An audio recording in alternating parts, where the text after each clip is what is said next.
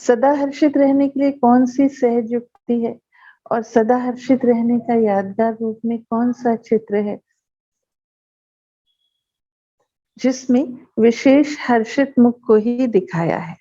विष्णु का लेटा हुआ चित्र दिखाते हैं ना, शेष शैया पर विष्णु लेटे हुए हैं और मुस्कुरा रहे हैं। ज्ञान को सिमरन कर हर्षित हो रहा है। विशेष हर्षित होने का चित्र ही यादगार रूप में दिखाया हुआ है। विष्णु अर्थात युगल रूप। विष्णु के स्वरूप आप लोग भी हो ना। नर से नारायण व नारी से लक्ष्मी आप ही बनने वाले हो या सिर्फ बाप बनते हैं? पूछा। नर और नारी दोनों ही जो ज्ञान का सिमरन करते हैं वह ऐसे हर्षित रहते हैं। तो हर्षित रहने का साधन क्या हुआ? ज्ञान का सिमरन करना। जो जितना ज्ञान का सिमरन करते हैं वह उतना ही हर्षित रहते हैं। सेवा से हर्षित होना ये तो ठीक है, लेकिन सेवा क्या 24 घंटे कर सकते हैं?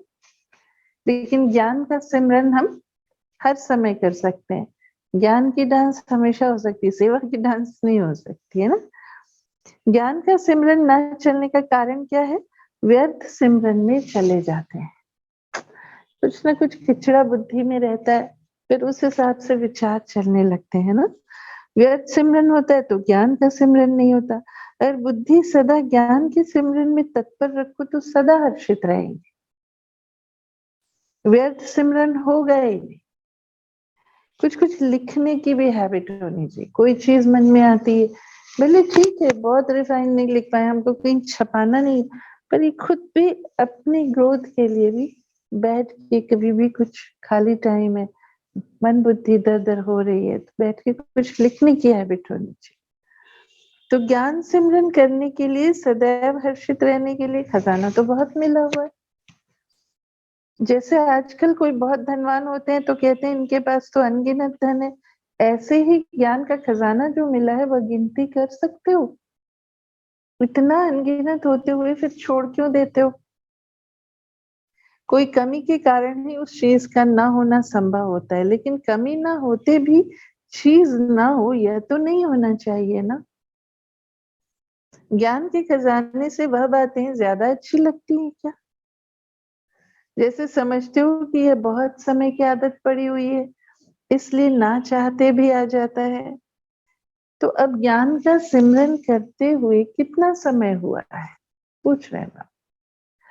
संगम का 1 वर्ष भी कितने के बराबर है? संगम का 1 वर्ष भी बहुत बड़ा है। इसी हिसाब से देखो तो यह भी बहुत समय की बात हुई ना। तो जैसे वह बहुत समय के संस्कार होने के कारण ना चाहते भी स्मृति में आ जाते हैं, तो यह भी बहुत समय की स्मृति नेचुरल क्यों नहीं रहती है? जो नई बात व ताजी बात होती है वह तो और ही ज्यादा स्मृति में रहनी चाहिए, क्योंकि प्रेजेंट है ना। वह तो फिर भी पास्ट है, तो यह प्रेजेंट की बात है, फिर पास्ट क्यों याद आता? इतना सिंपल है ना समझने के लिए। अभी वैसे हम कहते हैं पिछला हम भूल गए, अभी का बोलो।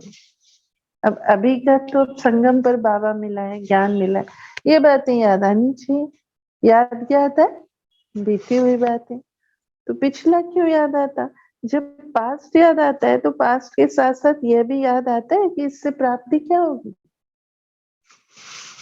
कोई भी व्यर्थ जब जब दिमाग में चलता है तो तुरंत ये भी तो प्रश्न उठना चाहिए ना कि ये जो हम सोच रहे हैं, ये सोच हमको किधर ले जाएगा? जब उससे कोई भी प्राप्ति सुखदायी नहीं होती है तो फिर याद क्यों करते हो? रिजल्ट सामने होते हुए भी फिर भी याद क्यों करते हो? यह भी समझते हो कि वह व्यर्थ है, व्यर्थ का परिणाम भी व्यर्थ होगा ना। व्यर्थ परिणाम समझते भी फिर प्रैक्टिकल में आते हो तो इसको क्या कहा जाए? निर्बलता? पूछा बाबा ने। निर्बलता? अब तक निर्बल हो क्या? अथॉरिटी वाले की निशानी क्या होती है? क्या होती है? जैसे दुनिया में भी कोई अथॉरिटी है हमारी, मान लो मेरा कोई एक प्रोफेशन है, कोई मेरा एक फील्ड है सेवा का, जिसमें मुझे सब कुछ समझ है, नॉलेज है, तो उस समय अथॉरिटी रहती है। उसकी निशानी क्या होती है अथॉरिटी वाले? कॉन्फिडेंस रहेगा और जिस अनुभव रहेगा, तो वो काम वो खुद भी कर सकता है और करा भी सकता है। किसी से हम वही काम करा सकेंगे जो हमने किया हुआ। अगर हमने किया हुआ नहीं है तो वो काम करने में क्या मतलब प्रोस एंड कॉन्स क्या होंगे वो मालूम नहीं है, तो हम करवाने में भी मुश्किल महसूस करेंगे। इसलिए लीडरशिप क्वालिटी क्या है? हर चीज का मास्टर ना भी हो तो हर चीज की थोड़ी समझ तो चाहिए।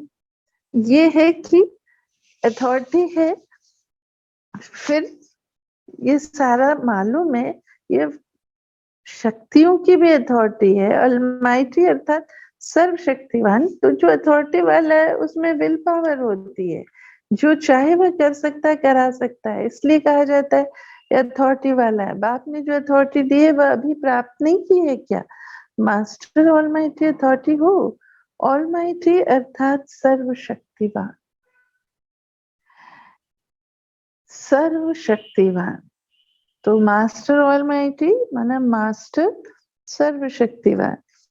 जिसके पास सर्व शक्तियों की अथॉरिटी है, वह समझते भी ना कर पावे तो उनको ऑलमाइटी अथॉरिटी कहेंगे। ये भूल जाते हो कि मैं कौन हूं? यह तो स्वयं की पोजीशन है ना, तो क्या अपने आप को ही भूल जाते हो? असली को भूल नकली में आ जाते हो? जैसे आजकल अपनी सूरत को भी नकली बनाने का फैशन है, जैसे दिखते वैसे नहीं दिख के कुछ और दिखना है, हा? कोई ना कोई श्रृंगार करते हैं जिसमें असलियत छिप जाती है। इसको कहते हैं आर्टिफिशियल आसुरी श्रृंगार। असल में भारतवासी फिर भी सभी धर्मों की आत्माओं की तुलना में सतोगुणी, लेकिन अपना नकली रूप बनाकर आर्टिफिशियल एक्ट और श्रृंगार कर दिन प्रतिदिन अपने को असुर बनाते जा रहे। आप तो असलियत को नहीं भूलो, असलियत को भूलने से ही आसुरी संस्कार आते हैं। लौकिक रूप में भी जो पावरफुल बहुत होता है, उसके आगे जाने की कोई हिम्मत नहीं रखते। आप अगर ऑलमाइटी अथॉरिटी की पोजीशन पर ठहरो तो यह आसुरी संस्कार व व्यर्थ संस्कारों की हिम्मत हो नहीं सकती है। क्या आपके सामने आने की हिम्मत हो सकती? अपनी पोजीशन से क्यों उतरते हो? संगम युग का असली संस्कार है जो सदा नॉलेज देता और लेता रहता है। उसको सदा ज्ञान स्मृति में रहेगा और सदा हर्षित रहेगा। काम ही इतना ही है, धंधा देना और लेना। क्योंकि देना है तो लेना है, चिंतन करना है, पढ़ना है, सोचना है, समझना है, सुनना है, सभी कुछ करना है। ब्राह्मण जीवन के विशेष संस्कार ही हर्षित बने के हैं। फिर इससे दूर क्यों हो जाते हो? अपनी चीज को कब छोड़ा जाता है क्या? यह संगम की अपनी चीज है ना। अवगुण माया की चीज है जो संग दोष से ले ली। अपनी चीज है दिव्य गुण। अपनी चीज को छोड़ देते हो। संभालना नहीं आता है क्या? घर संभालना आता है? कितने उल्हाने, हाँ। हद के बच्चे आदि सब चीजें संभालने आती हैं और बेहद की संभालना नहीं आती। हद को बिल्कुल पीठ दे दी कि थोड़ा थोड़ा है। जैसे रावण को सीता की पीठ दिखाते हैं, ऐसे ही हद को पीठ दे दी, मतलब हमने रावण को पीठ दे दी, फिर उनके सामने तो नहीं होंगे कि फिर वहां जाकर कहेंगे क्या करें, मधुबन से घर लौटे फिर क्या करें। अभी बेहद के घर में बेहद का नशा है, फिर हद के घर में जाने से हद का नशा हो जाएगा। अभी उमंग उल्लास जो है वह हद में तो नहीं आ जाएगा। जैसे अभी बेहद का उमंग व उल्लास है, उसमें अंतर तो नहीं आ जाएगा कुछ। हद को विदाई दे दी कि अभी भी थोड़ी थोड़ी खातिरी करेंगी। जवाब देना मुश्किल होता है बाबा की बात। समझना चाहिए यह अलौकिक जन किसके प्रति है। हर के कार्य के प्रति है क्या? अलौकिक जन्म क्यों लिया है? जिस कार्य अर्थ या अलौकिक जन्म नहीं लिया है, वो कार्य ही नहीं किया तो क्या किया? लोगों को कहते हो ना, बाप के बच्चे होते, बाप का परिचय ना जाना तो बच्चे ही कैसे? ऐसे बोलते हैं ना हम, अपने पिता को ना पहचाना तो हम बच्चे कैसे कहलाए?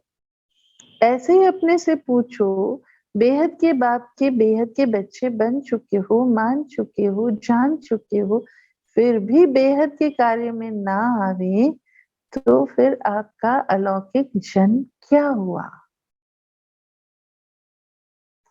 अलौकिक जन्म में ही लौकिक कार्य में लग जावे, तो अलौकिक जन्म का फायदा क्या हुआ? जन्म अलौकिक और कर्म लौकिक।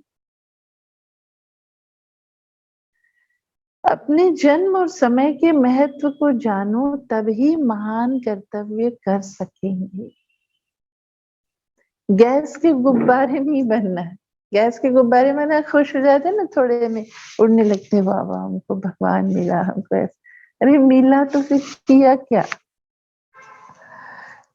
वो बहुत अच्छा फूलता है और उड़ता है, लेकिन टेम्परेरी। टेम्परेरी नहीं। तो ऐसे गुब्बारे तो नहीं हो ना। अच्छा, ओम शांति।